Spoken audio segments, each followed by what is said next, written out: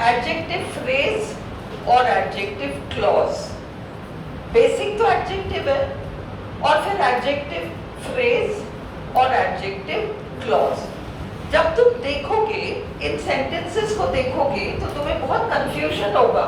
कल हर्षिता तुमने पूछा था ना मुझसे, शाम को पूछा था, किसी ने पूछा था, इशिता ने पूछा था या श्वेता ने पूछा था, somebody asked yesterday कि ये तो मतलब एडवर्ब है लास्ट नाइट।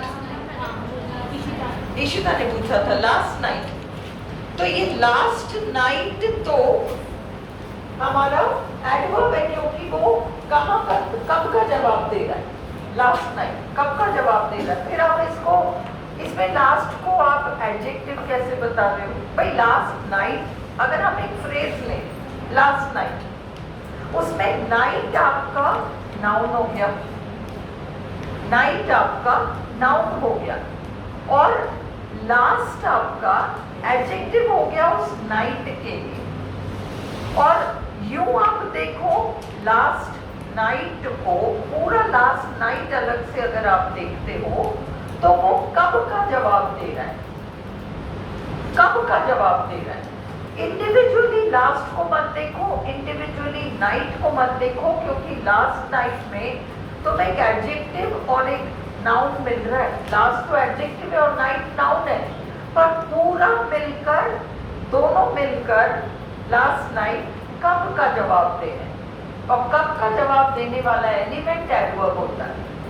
इसीलिए ग्रामर में हमको अलग अलग भी चीजों को जानना होगा, क्योंकि अगर आरपीएससी लास्ट नाइट में लास्ट अंडरलाइन करती है तो आपको बताना पड़ेगा ये एडजेक्टिव है, और पूरा लास्ट नाइट सेंटेंस में क्या है वो तो कब का जवाब दे रहा है और इसलिए वो एडवर्ब हो गया, है ना। इसका हम खूब प्रैक्टिस लेंगे, डोंट वरी, खूब सारा प्रैक्टिस लेंगे।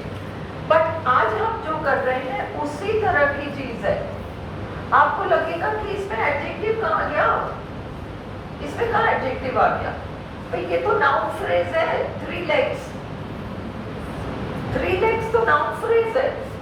लेग्स आपका भाई लेग नाउन, एस लग गया प्लूरल नाउन। केवल प्लूरल एस नाउन्स के ही तो लगते हैं। हम वर्ब्स में जो एस लगाते हैं वो अलग रूल से लगाते हैं, थर्ड पर्सन सिंगुलर, प्लूरल के लिए थोड़ी ना लगाते हैं। तो ये तो प्लूरल है, थ्री लेग्स, यूं होने को ये नाउन है, ये आपका एडजेक्टिव है, ये आपका प्रेपोजिशन है, और ये तीनों मिलकर एक प्रेपोजिशन फ्रेज का निर्माण कर रहे हैं। और इस प्रेपोजिशन फ्रेज का काम है इस टेबल को मॉडिफाई करना, इस टेबल के बारे में कुछ बता रहा है। और टेबल नाउन है, नाउन के बारे में बताने वाला एक शब्द हो, अनेक शब्द हो, वो एडजेक्टिव ही होगा। एक शब्द का एडजेक्टिव हो सकता है, एक फ्रेज हो सकता है प्रेपोजिशनल फ्रेज जो कि एडजेक्टिव का काम कर रहा है ना। और अगर इसमें ये WH कोई भी शब्द जुड़ जाता है तो वो ही चीज क्लॉज कहलाने लग जाती है। ज्यादा डिफरेंस नहीं है, केवल स्ट्रक्चर का डिफरेंस है। पर हमें इसलिए पता होना होगा दो रीजन से। एक तो जब स्पोकन का सेंटेंस आता है तो भी आपको एलिमेंट्स बताने होते हैं। दूसरा, जब हम क्लॉजेस करेंगे, सिंपल कंपाउंड कॉम्प्लेक्स करेंगे ही सही, तब भी आपको ये adjective, adjective phrase, adjective clause, noun, noun phrase, noun clause, हमने अभी नाउन क्लॉज किया नहीं है, नाउन फ्रेज तो किया है। इवनिंग में अब रेगुलरली चलेगा तो आपको सिस्टमैटिकली मिल जाएगा। और कल हम करेंगे एडवर्ब, एडवर्ब फ्रेज, और उस एडवर्ब फ्रेज को ही हम एडवर्ब क्लॉज बना के देंगे। ठीक है, परसों मैं आपको noun, noun phrase, noun clause तीनों मैं एक साथ करा दूंगी। या तो मैं कल नाउन कराऊंगी या एडवर्ब कराऊंगी, मोस्ट प्रॉब्ली एडवर्ब कराऊंगी। फिर मैं आपको कंबाइंड एक एक्सरसाइज, मिक्स्ड एक्सरसाइज दूंगी। अभी कम से कम ये एक हफ्ता टॉपिक चलेगा ही, जल्दी नहीं होने वाला। आज मैं करा तो दूंगी और कल मैं एडवर्ब कराऊंगी, परसों मैं नाउन कराऊंगी, फिर मैं आपको एडवर्ब एडजेक्टिव इस मिक्स्ड एक्सरसाइज देके आपसे चढ़वाऊंगी और फिर उनको आप आपको क्लॉजेस एंड फ्रेजेस में कन्वर्ट करना होगा। फिर हम नाउन एडजेक्टिव एडवर्ब कंबाइंड लेंगे, उसमें फिर हम छांटेंगे और इसको उसमें बदलेंगे, उसको इसमें बदलेंगे, ये सारा काम करेंगे। जब ये ग्राउंड वर्क हो जाएगा तो तुम लोग बिल्कुल सिंपल कॉम्प्लेक्स कंपाउंड के लिए रेडी हो। फिर तो हम कंजंक्शंस कर लें तो हम कर लेंगे सिंपल कंपाउंड कॉम्प्लेक्स। आज जस्ट इसको देखो और इसमें एक चीज समझो, हर सेंटेंस में जरूरी नहीं है कि एक एडजेक्टिव हो जिसका कि फ्रेज बनता हो और उस फ्रेज का क्लॉज बनता हो। कई ऐसे सेंटेंसेस हो सकते हैं जिसमें कि हम अगर एडजेक्टिव लगाएंगे तो अटपटा सा बनेगा, बट उसका फ्रेज या क्लॉज एडजेक्टिव वाला जरूर बन सकता है। Now look at this first sentence, ये सबसे सिंपल एग्जांपल है। A famous author lived here. A famous author, tense देखो, lived here, past tense है। तो इसमें नाउन तुम्हारा ऑथर है और फेमस तुम्हारा एक वर्ड का एडजेक्टिव है जो कि ऑथर को डिस्क्राइब कर रहा है, ये आपका एडजेक्टिव है। सेकंड, अब इसी को अगर अपन इसमें करें, एडजेक्टिव फ्रेज बनाए, तो एडजेक्टिव फ्रेज कैसे बनता है पहले तो ये समझो। कॉपी खोलो और लिखो, कॉपी खोलो और लिखो।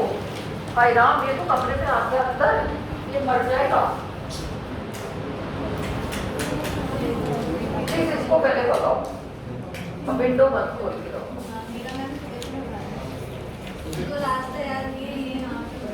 अरे वो मर जाएगा और कुछ नहीं, फिर किसी के ऊपर गिर जाओ फिर और जाएगा।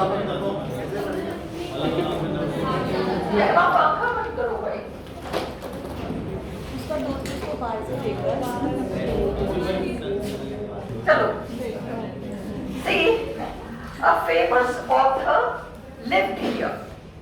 A famous author, famous adjective है, author आपका नाउन है।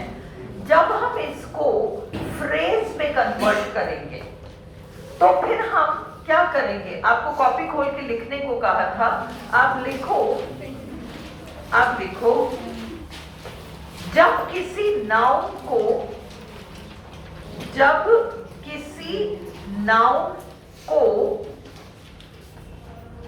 कोई भी एडजेक्टिव फ्रेज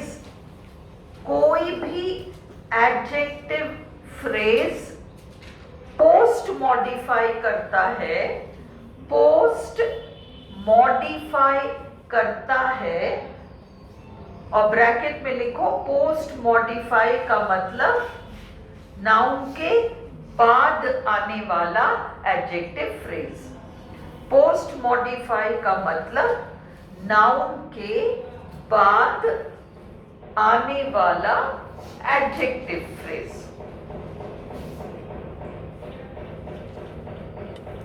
तो वह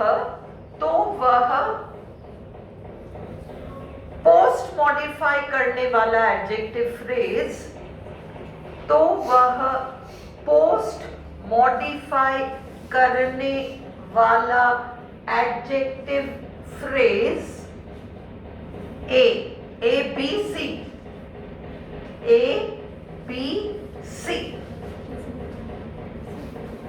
ए में लिखो प्रेपोजिशनल फ्रेज होता है, प्रेपोजिशनल फ्रेज होता है, प्रेपोजिशनल फ्रेज होता है।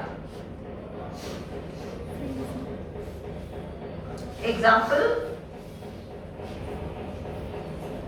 The lady in the blue dress, the lady in the blue dress. Example, the lady in the blue dress। अब नीचे लिखो lady noun in the blue dress prepositional phrase है जो lady को पोस्ट मॉडिफाई कर रहा है।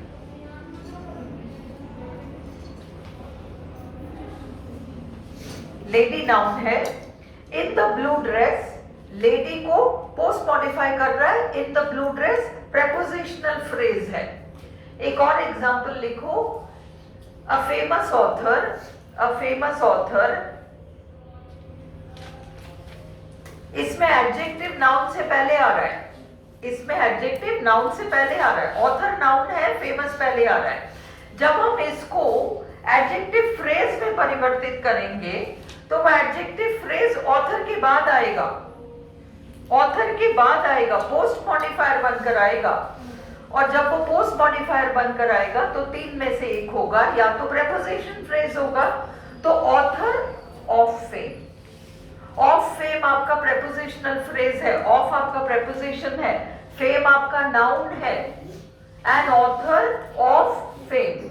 अब ऑफ फेम आपका होने को क्या है, वो प्रेपोजिशनल फ्रेज है, पर वो एडजेक्टिव का काम कर रहा है और ऑथर को पोस्ट मॉडिफाई कर रहा है। Is this clear? ये तो पहला। दूसरा पास्ट पार्टिसिपल या थर्ड फॉर्म वर्ब फ्रेज हो सकता है। पास्ट लिखो, past participle phrase, past participle phrase यानी थर्ड फॉर्म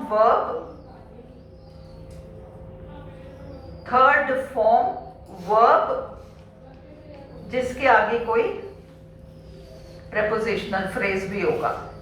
मतलब प्रेपोजिशनल फ्रेज से पहले थर्ड फॉर्म वर्ब आ जाएगा।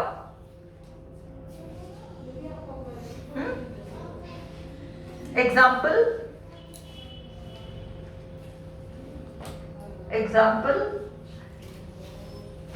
he lived in a wooden hut. He lived in a wooden hut. He lived in a wooden hut. अब इसमें हट noun है और वुडन आपका एडजेक्टिव है। बट जब आप इसको, अब आपने देखा कि हट से पहले वुडन आ रहा है, पहले नाउन आ रहा है और उससे पहले एडजेक्टिव आ रहा है। जब हम इसको एडजेक्टिव फ्रेज में कन्वर्ट करेंगे तो ये पूरा एलिमेंट हट के बाद चला जाएगा। एडजेक्टिव फ्रेज बनेगा ना तो वो पोस्ट मॉडिफाई करेगा, और पोस्ट मॉडिफाई करने के लिए उसको क्या करना पड़ेगा, इस जगह से उठकर अपनी शक्ल बदलकर और दूसरी जगह जाना पड़ेगा, हट के उस तरफ जाना पड़ेगा। और ऐसे में वो क्या कर सकता है, या तो preposition phrase, he lived in a hut of wood हम कह सकते हैं, he lived in a hut of wood, या हम पास्ट पार्टिसिपल लगाकर third form verb made of wood, फिर भी of wood आएगा, पर made third form verb make, made of wood। Is this clear? ये आ सकता है। ये एग्जाम्पल तुम्हें समझ में आ गया, वुडन हट वाला। एक और एग्जाम्पल दूं, ये सारा हम करेंगे अभी, बट फिर भी जैसे ये एक और मेजर देखो, इट वॉज अ पॉट, और इट वॉज अ पॉट में मेड ऑफ मड, वो सेंटेंस है it was a mud pot. Mud आपका पॉट से पहले आ रहा है, पॉट आपका नाउन है, मड उसकी विशेषता बताने वाला। पॉट तो चांदी का भी हो सकता है, लोहे का भी हो सकता है, तांबे का भी हो